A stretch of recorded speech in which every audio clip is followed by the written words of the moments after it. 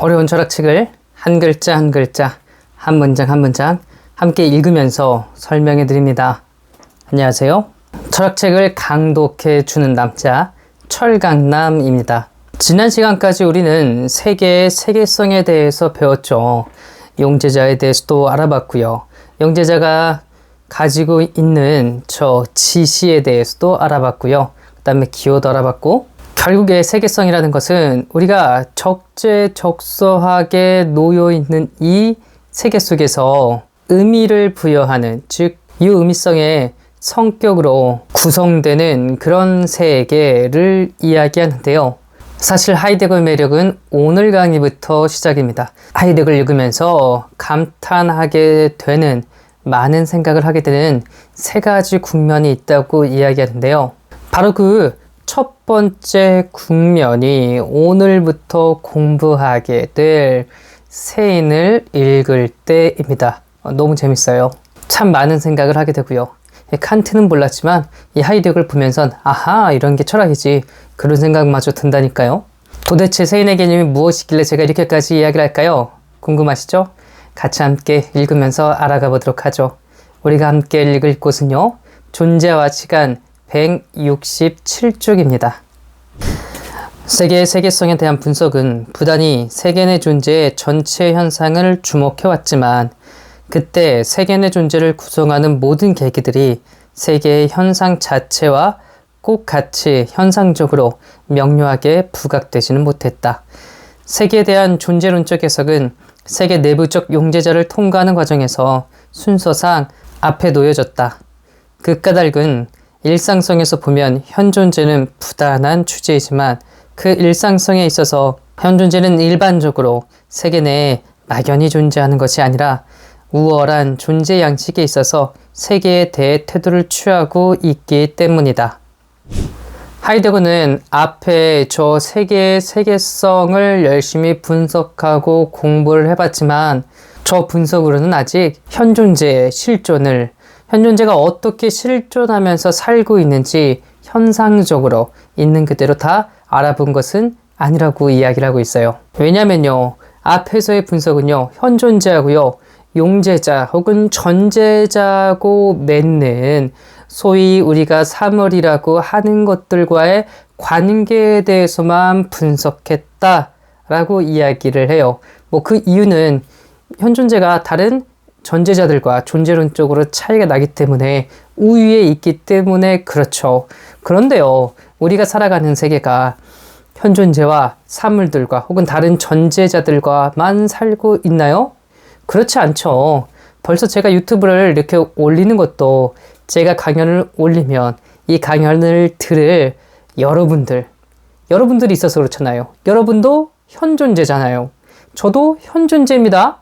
그러니까 사물들하고만 관계를 맺으면서 살아가는 것이 아니라 저와 여러분과 같은 또 다른 현존재들하고도 관계를 맺고 살아가죠. 그것을 공동현존재라고 이야기를 하는데요. 이 공동현존재하고의 관계까지 잘 분석해야 드디어 현존재의 의미 혹은 세계 내 존재가 어떻게 우리에게 주어진 세계를 살아가는지가 더 분명히 보여진다고, 알 수 있다고 하이데거는 이야기하고 있어요. 현존재는 우선 대개 자기의 세계 속에 마음이 쏠려 있다. 이렇게 세계에 몰두한다는 존재 양식과 그 기초에 놓여 있는 내존재 일반이 일상성에 있어서 현존재는 누구인가 라는 물음을 가지고 이제 우리가 추구하는 현상을 본질적으로 규정한다. 현존재의 모든 존재 구조도, 따라서 누구인가의 물음에 대답하는 현상까지도 현존재의 존재 방식들이다. 이 존재 방식들을 존재론적으로 성격 짓는 것은 실존론적이다. 따라서 물음의 올바른 착수와 현존재의 일상성의 보다 넓은 현상학적 구역을 시야 속에 끌고 들어와야 할 방도의 예비적 소묘가 필요하다. 하이데거는 이야기합니다. 현존재는요, 우선 대개 지금 우리에게 주어져 있는, 우리를 둘러싸고 있는 이 세계에 마음을 쏟고 있다고 말합니다. 우리가 세계 내 존재인 이상 분명히 여기에 어딘가에 거주하면서 몰입하면서 몰두하며 살고 있기 때문에 주변에 마음을 뺏기고 살고 있죠.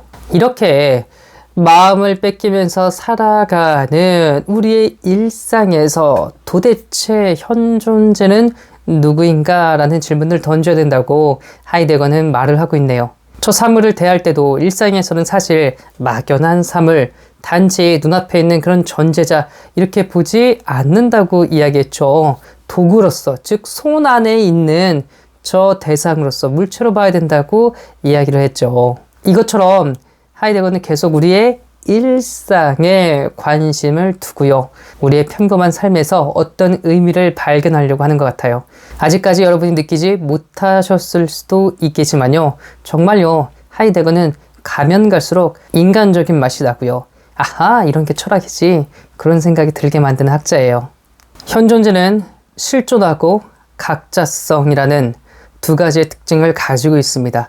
우리가 어떤 존재 구조를 가지고 살아가고 그것에 대해서 어떻게 태도를 취하는지 연구하는 것들이 실존적 그리고 실존론적 방법이라고 이야기를 하네요.